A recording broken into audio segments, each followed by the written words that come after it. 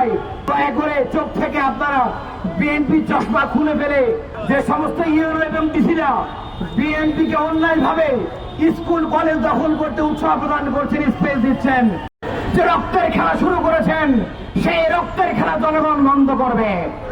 যে রক্তের খেলা আপনারা শুরু করেছেন সেই রক্তের খেলা জনগণ সমাপ্তি জানবে এবং এর দায় এমন ভাবে আপনাদের নিতে হবে যে আপনারা কল্পনা করতে পারবেন না। আপনারা জেনে থাকবেন স্কুল কমিটির সভাপতি নিযুক্ত করে কমিটি দেয় ডিসি এবং ইউএনওরা। সেই স্কুল কমিটিতে বিএনপি কি করে তাদের কাজকে আমরা এখনো বুঝতে পারি নাই।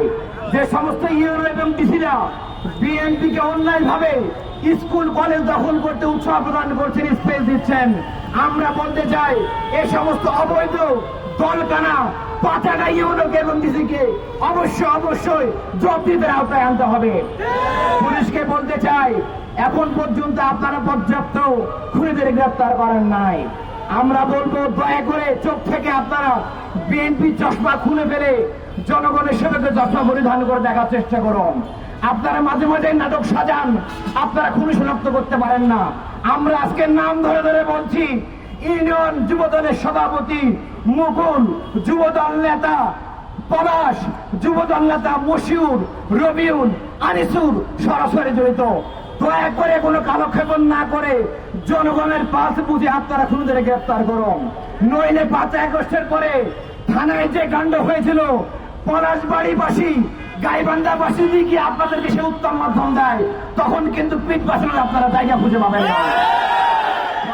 শেষ করতে চাই হবে ইসলামী ছাত্র শিবিরের রক্তকে যারাই জায়েজ মনে করেছে তারা ইতিহাসের সবচেয়ে বড় ভুল পদক্ষেপ নিয়েছে। শিবিরের প্রত্যেক কর্মীর রক্তের নামে রক্ত দিয়ে আপনাদের পতনের ইতিহাস আমরা লিখবো ইনশাআল্লাহ। মনে রাখবেন, শিবির ছাড় দেয় কিন্তু ছেড়ে দেয় না। ইসলামী ছাত্র শিবির সবাই ধরে বারবার, কিন্তু শিবির ধরবে একবার। ইসলামী ছাত্র শিবির তার প্রত্যেককে কর্মীর গায়ে যে আপনারা আঘাত করেছেন, রক্তাক্ত করেছেন, শহীদ করেছেন, খুন করেছেন, এই প্রত্যেকটি খুনের বদলা শিবির নেবে ইনশাআল্লাহ। কাজে আন্দোলনের জন্য উদাত্ত আহ্বান জানাবো। এই খুনি বিএনপি, চোরের দল বিএনপি, চাঁদাবাজের দল বিএনপিকে আপনারা রুখে দেন। ইসলামী ছাত্র শিবির এই জনগণের সঙ্গে ভ্যানগার্ড হয়ে কাঁধে কাঁধ মিলিয়ে এই 90 স্বৈরাচার ভারতের দালালকে ক্ষমতা থেকে তাড়িয়ে জনগণকে একটি নিরাপদ বাংলাদেশ, সবার বাংলাদেশ উপহার দেবে ইনশাআল্লাহ।